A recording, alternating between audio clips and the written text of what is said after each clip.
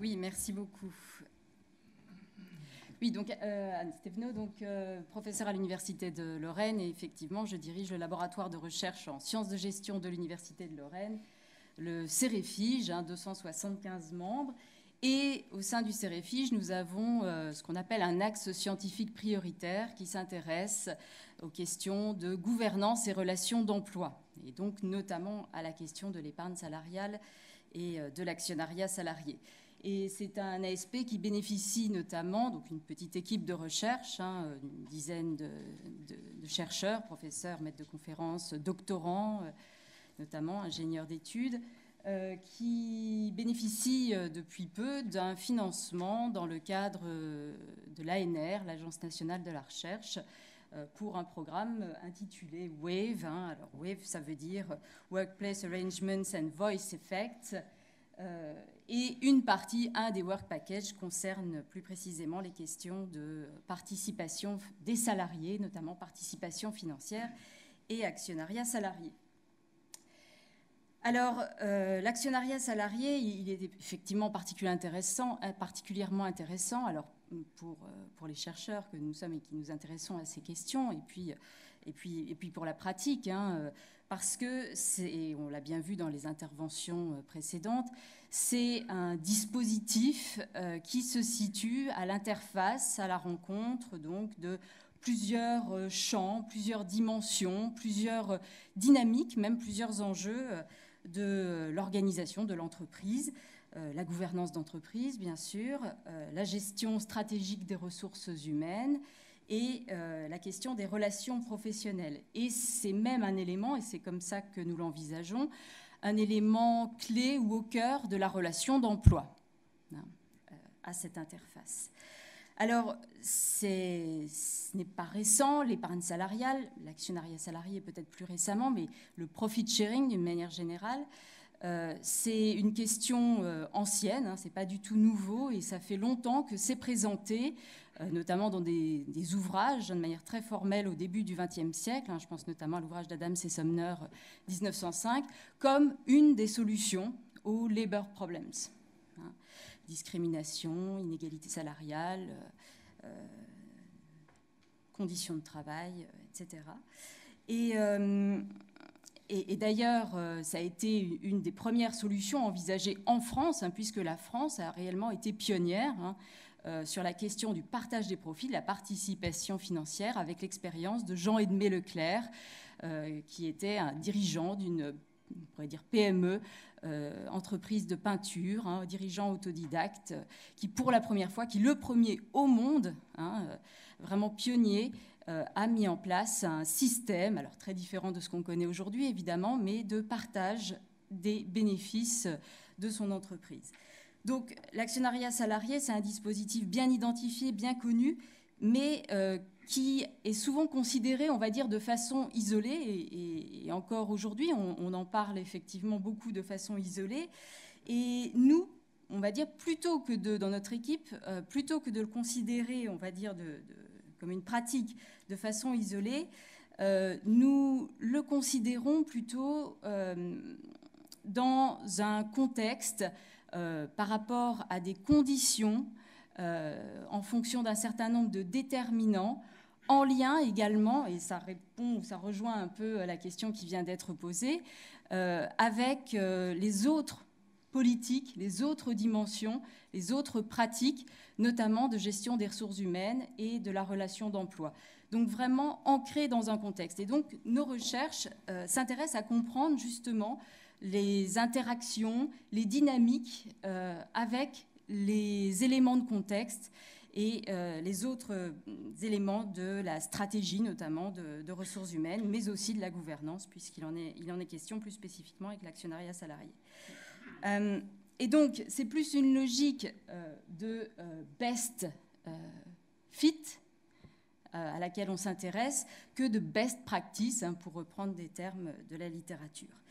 Avec la question donc, de l'alignement vertical et de l'alignement dit horizontal, de cette cohérence, cette logique de grappes, de bundles, on retrouve ça dans la littérature également, perspective configurationnelle de l'actionnariat salarié, de l'épargne salariale et de l'actionnariat salarié. Et donc avec une question au cœur, quel enjeu pour le dialogue social et dans quelle mesure, à quelles conditions est-ce que ça peut être réellement un levier pour une relation finalement d'emploi réussie. Alors, deux premiers enseignements, parce qu'on a réalisé depuis une dizaine d'années un certain nombre d'études et de publications. Déjà, les travaux sont recensés à la fin du diaporama et peut-être qu'ils pourront faire l'objet d'une transmission par la suite. Alors, beaucoup de résultats, de premiers résultats, parce que ça reste assez exploratoire. Il y a encore beaucoup de choses à faire, on va le voir. Mais quand même, je voudrais partager avec vous quelques éléments de résultats qui montre à la fois l'intérêt d'avoir cette perspective et puis en même temps la complexité quand même, il faut le dire, de ces dispositifs et de leurs enjeux. Alors, tout d'abord, des déterminants, la question des déterminants. Effectivement, il y a des déterminants à la mise en place, au développement, à l'appropriation de l'épargne salariale et de l'actionnariat salarié. La taille, bien sûr, le secteur, la nature également de l'actionnariat, la composition du capital, on parlait de fonds d'investissement tout à l'heure, le fait que l'entreprise soit cotée ou pas, les performances économiques et financières, la structure financière de l'entreprise sont des déterminants que nous avons pu identifier, clairement. Et alors, plus intéressant peut-être encore, on a pu à partir de là établir des typologies aussi en fonction des pratiques d'épargne salariale. C'est-à-dire qu'il y a des entreprises... on a identifié, c'était pour la DARES, dans le cadre d'un projet pour la DARES, on a pu identifier 4 groupes, on va dire, d'entreprises.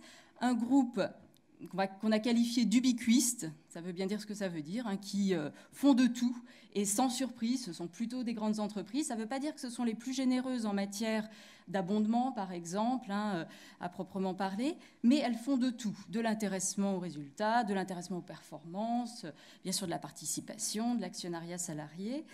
On a les minimalistes légaux, qui ne font rien ou qui font le minimum légal, donc qui font de la participation quand elle est obligatoire au-delà de 50 salariés. On a des entreprises qui ont une stratégie d'épargne salariale, mais fondée ou exclusivement centrée sur de l'intéressement, plus vue comme un levier de rémunération collective aux performances, donc plus dans une logique de management par objectif collectif, on va dire. Et c'est dans ces entreprises notamment que l'on observe plus des effets de substitution dont on parlait tout à l'heure, où qu'on peut avoir des risques de substitution par rapport au salaire dont on parlait tout à l'heure. Et puis une dernière catégorie qui sont vraiment les offreurs d'épargne salariale avec certes de l'intéressement ou de la participation, pas toujours d'intéressement d'ailleurs, mais qui mettent vraiment l'accent sur le plan d'épargne, sur l'abondement, incitent avec des versements volontaires, parce qu'on a pris en compte également cette dimension-là, donc également une participation des salariés accrue, incitée, on va dire. Et là, ce sont plutôt des PME, donc ça rejoint aussi une remarque qui avait été faite tout à l'heure. Ce sont plutôt des PME avec une main-d'œuvre hautement qualifiée qui utilisent véritablement l'épargne salariale, l'intéressement, l'actionnariat salarié comme levier pour attirer, fidéliser des salariés qualifiés et finalement concurrencer parfois les plus grandes entreprises avec ce moyen-là, avec aussi, en faisant bénéficier à ces salariés-là des avantages fiscaux et sociaux qu'on connaît, donc vraiment jouer l'effet de levier de ce point de vue.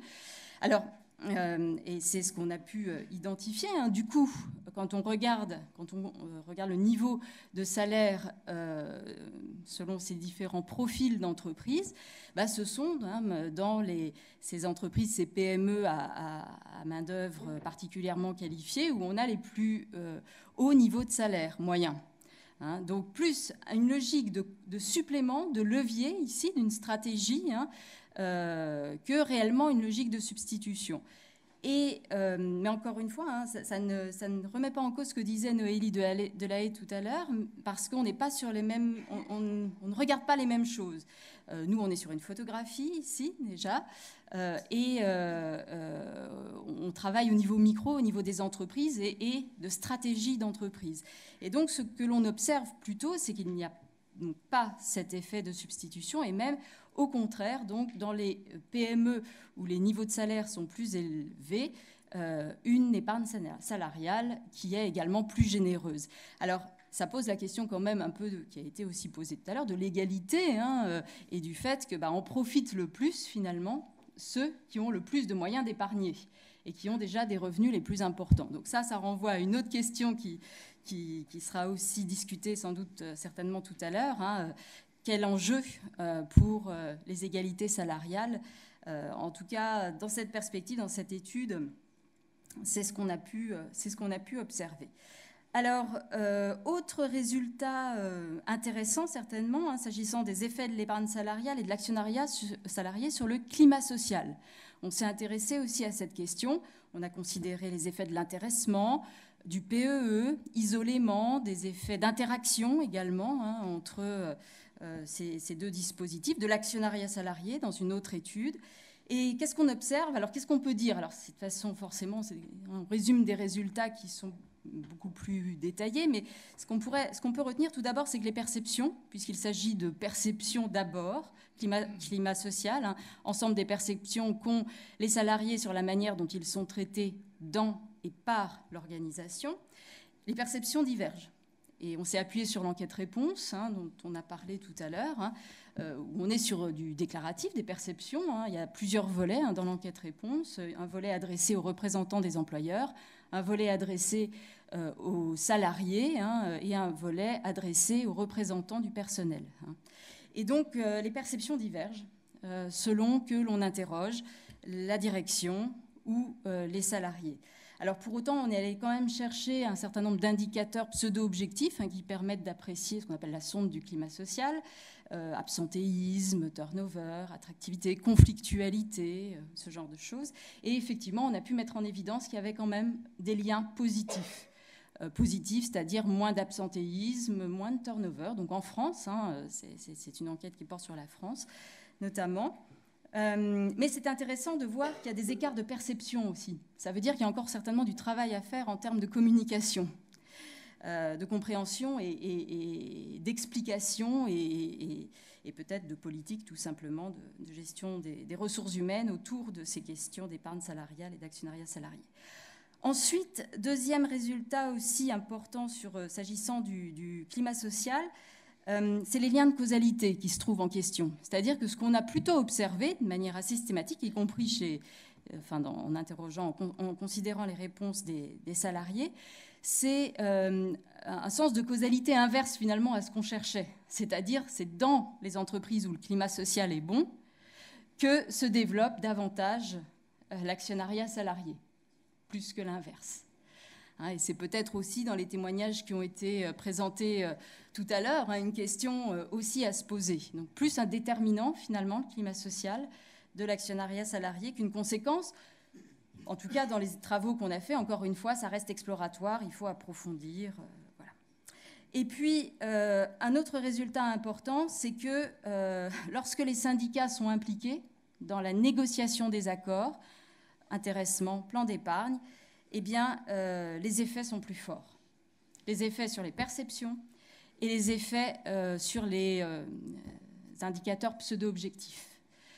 Donc ça aussi, ça renvoie à d'autres travaux, notamment, c'était travaux de FacFac, qui est un article qui s'intitulait « Quand l'intéressement passe inaperçu », oui, il n'a aucune chance d'avoir les effets escomptés. Et c'est quelque part ce qu'on a aussi retrouvé. Alors, rapidement, parce que je vois que le temps passe, mais il y a beaucoup de résultats, ils sont intéressants, je pense, et ils répondent aussi en partie, ou ils contribuent à la discussion. Autre élément concernant l'actionnariat salarié spécifiquement, les enjeux sont différents selon qu'on considère les entreprises cotées et les entreprises non cotées. Dans les entreprises cotées, clairement, un enjeu d'association des salariés plus important aux décisions stratégiques dans ces entreprises. Du côté des entreprises non cotées, l'enjeu de l'actionnariat salarié va être un partage d'informations stratégiques plus important.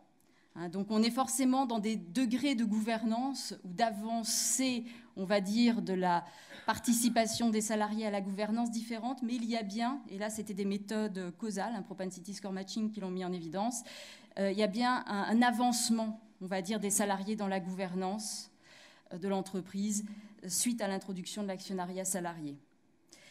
Et puis une étude plus récente, et là je ne pourrais vraiment pas rentrer dans le détail, je n'en ai pas le temps malheureusement, mais une étude qui va être publiée bientôt dans la revue Finance Contrôle Stratégie, des enjeux différents selon que l'on considère l'intensité de l'actionnariat salarié, c'est-à-dire le pourcentage, on le discutait il y a quelques minutes, le pourcentage du capital détenu par les salariés et l'étendue de l'actionnariat salarié, c'est-à-dire le pourcentage de salariés qui effectivement souscrivent au plan d'actionnariat salarié. Il y a des enjeux différents avec une logique plus de gouvernance actionnariale quand c'est l'intensité qui est plus importante, on va dire, logique d'alignement d'intérêts avec... On a regardé en fait d'autres éléments de la politique de ressources humaines en termes d'emploi, en termes d'évolution des salaires, d'augmentation générale, d'augmentation individuelle, en termes de grève, également de perception des syndicats. Donc il y a tout un ensemble d'indicateurs qu'on a considérés pour parvenir à ces conclusions. Alors qu'avec un actionnariat salarial étendu, et ça rejoint aussi une expérience que vous disiez, 100% des salariés qui sont concernés par l'actionnariat salarié, qui participent au capital, eh ben, on est plus dans une logique de gouvernance partenariale, avec plus d'augmentation générale, avec moins de grève, avec une perception meilleure du rôle des syndicats, et avec finalement un emploi aussi moins en baisse ou plus stable. Voilà. Pour faire très bref, très court sur les éléments de résultats qu'on a obtenus. Et enfin, bien sûr, tout ça laisse beaucoup de questions en suspens. Tout d'abord, quel est finalement le rôle de l'actionnariat salarié en termes de voice. Alors voice, c'est le terme d'Hirschman, Freeman, Madoff, pour ceux qui connaissent les relations professionnelles. Voilà, c'est l'interpellation des institutions, c'est la voix des salariés. Donc au-delà d'approches quantitatives, on a besoin également, pour approfondir le rôle de voice pour les salariés, de participation finalement, d'expression au travers de l'actionnariat salarié des syndicats, enfin, en tout cas leur capacité à faire porter un message, à dire quelque chose. On a besoin d'approches quantitatives, mais on a aussi besoin d'approches qualitatives, d'études de cas approfondies. Et c'est pas toujours facile, je rejoins ce que disait mon collègue tout à l'heure, d'avoir accès aux entreprises parce qu'on est sur des sujets sensibles, parce qu'on a peur des questions qu'on peut poser, parce qu'on a peur des réponses qu'on peut trouver.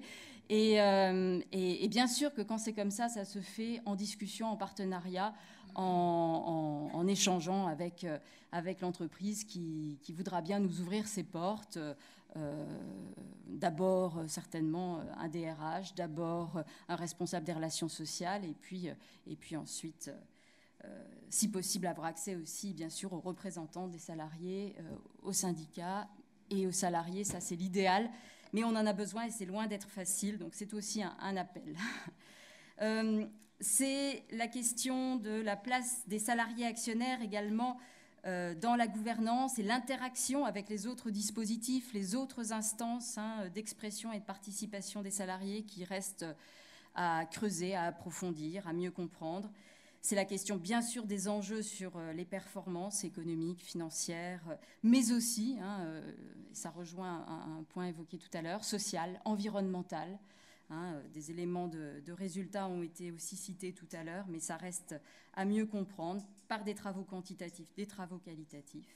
C'est la question, quel actionnaire est-il? Et ça, c'est plus une transition pour une présentation tout à l'heure de Bonelli, Brière et Derrien, parce qu'il y a un papier très intéressant qu'ils ont commis récemment et qui montre les effets des informations ESG sur les comportements des salariés actionnaires. Je n'en dirai peut-être pas plus, mais c'est clairement les éléments, la catégorie sociale, on va dire, qui a le plus d'impact.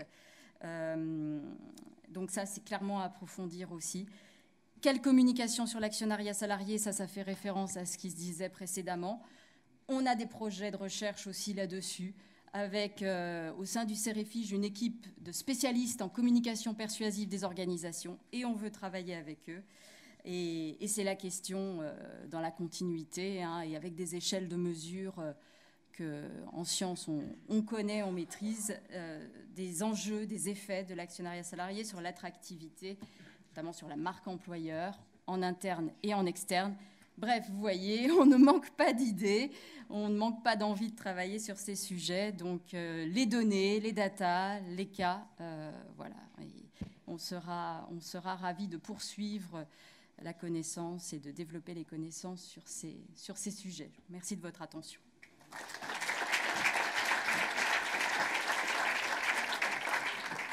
On a un petit peu de temps pour une question. Bon, on va écourter la pause, mais on a quand même du temps, je pense, c'est important pour les questions, s'il y en a.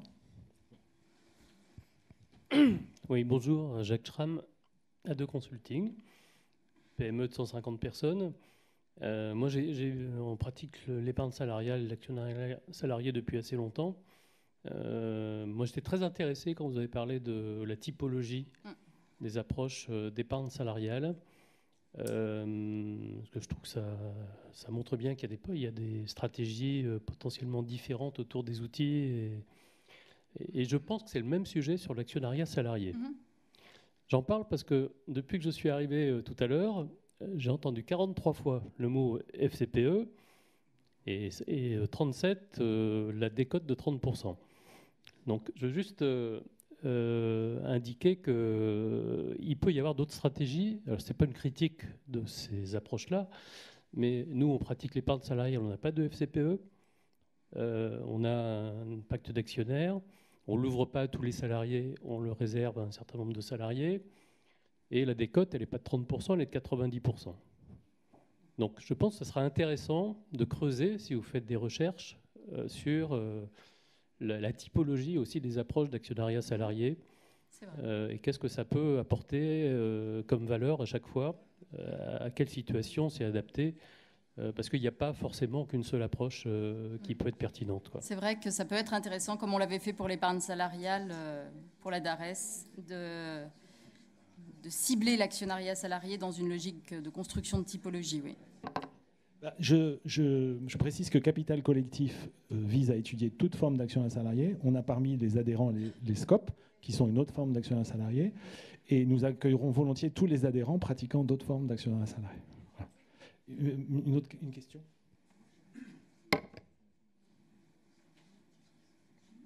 Michel Bon, ancien président de Fondact.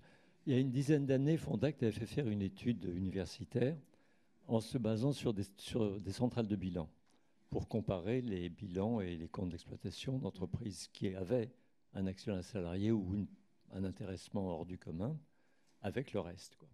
Et ça montrait ce qui a été discuté tout cet après-midi, c'est-à-dire plus de dynamisme, meilleur climat social, meilleure politique salariale. Simplement, l'universitaire qui était là, comme vous sûrement, nous a dit il y a quand même un biais. C'est que on ne se lance pas dans une politique de ce genre si on pense qu'on va dans le mur, si on pense qu'on a des problèmes de trésorerie ou qu'on aura. Donc, c'est au départ les meilleurs qui se tournent vers ce genre de dispositif. Alors, il nous avait proposé une réponse que moi j'avais trouvée satisfaisante, mais j'aimerais bien voir la vôtre. Oui, alors c'est tout à fait exact. Et c'est ce que nos résultats ont aussi mis en évidence. Par exemple, s'agissant du climat social, c'est dans les entreprises qui ont le meilleur climat social que se développe le plus l'actionnariat salarié. Donc le sens de causalité, c'est vraiment une question absolument importante et essentielle dans les travaux à mener. Hein. On essaye de l'appréhender en fonction des données dont on dispose. Par exemple, sur la question des effets de l'actionnariat salarié, sur la participation des salariés à la gouvernance, participation aux décisions stratégiques, information sur les décisions stratégiques, où on a pu identifier une différence entre entreprises cotées et non cotées, on était sur une méthode causale. Donc pour corriger ce biais en quelque sorte et puis savoir quel est effectivement le sens de causalité. Mais c'est évident que c'est dans les entreprises qui se portent le mieux, qui ont le plus de visibilité sans doute aussi, que on est plus enclin à mettre en place ce type de dispositif, que ça se négocie aussi le plus facilement, qu'il y a moins de craintes ou de risque d'incompréhension, ou que ce soit mal perçu, comme un risque par exemple de substitution au salaire, si ce n'est dans l'année qui vient parce que c'est contrôlé, ça, mais au-delà, forcément que ce sera plus tendu et difficile à mettre en place quand on n'a pas, on va dire, la situation économique et financière favorable. Et en plus, il y a aussi cette question de cet effet des primes. Quand la prime est versée, ça va bien. L'intéressement, je parle en particulier, mais il ne faut pas oublier que c'est aléatoire et réversible. Et les mauvaises années, il faut aussi accepter que ça va moins bien. Or, là aussi, depuis un certain nombre de travaux, et notamment les travaux d'Herzberg, on sait bien qu'il y a une asymétrie et qu'il y a plus d'effets négatifs à ne pas percevoir une prime qu'il y a d'effets positifs à en percevoir une. Donc, si effectivement les résultats sont très en dents de scie et qu'il y a, et vous l'avez peut-être tous expérimenté, on est un peu plus vexé ou déçu quand on ne reçoit pas quelque chose, une prime, même si ce n'est pas un dû, même si on nous dit que c'est aléatoire, même si on dit que ça dépend des performances collectives. Voilà, que quand on la reçoit, où on se dit c'est normal, quoi. Voilà. Donc il y a des biais, effectivement.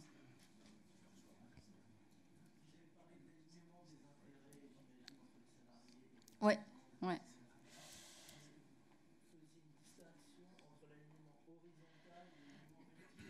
Oui, alors ça n'intervenait pas au même moment. Les logiques d'alignement horizontal et vertical, c'est vraiment, alors dans la littérature notamment, la logique de cohérence avec la stratégie, l'alignement vertical, pour comprendre et analyser les pratiques de GRH en général et d'actionnariat salarié en particulier, ou d'épargne salariale en particulier.